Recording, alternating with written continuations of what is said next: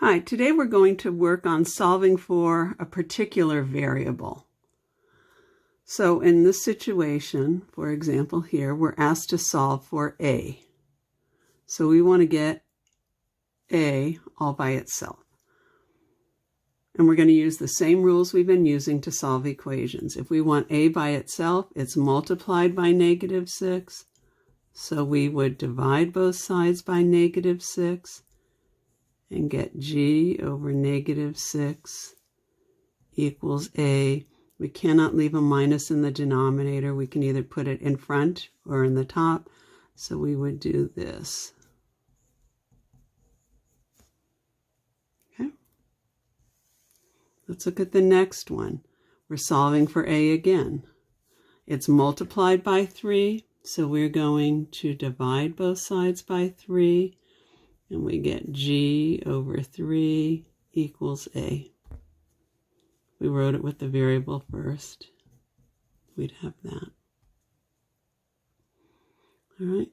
Next, we're solving for a again, but a's in the denominator. So we have to get the 4 and the a out of the denominator. So let's do that. Instead of a divided by 4a, we're going to multiply both sides by a 4a. In front of the equal signs, we have 4a times z, which is just 4az. Behind the equal sign, the 4 and the a cancel, and we have a -5. Okay, now we want a by itself. It's multiplied by 4 and z, right? So we want this. So we're going to divide by 4z. Those cancel. Oops, the 4 and the z cancel. The a is still left. And we get -5 over 4z. All right, let's look at this next one. Again, we're solving for a. So we want to get the variable by itself. We have to get rid of whatever's with it. And there's a 2, and it's a positive 2. So we are going to subtract 2 from both sides. So we have g minus 2 is equal to -3a. We want a by itself, so it's multiplied by -3. We divide everything by -3.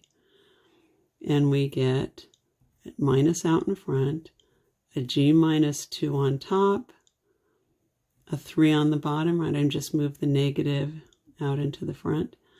And behind the equal sign, the -3's cancel, and we just get an a. Next one. We're solving for x. So it's multiplied by c, and it's divided by y. So we have to get rid of or undo both of those things. So let's deal with the divided by y. We're going to multiply both sides by y. So we get yg. These y's cancel. And we have x times c. We still are solving for x. X is multiplied by c. We divide by c. I'm going to just write these guys in alphabetical order. gy. The c's cancel. We just have an x. All right, and let's take a look at this last one. Got a lot of variables in there. And again, we're solving for x. So we want to get x by itself.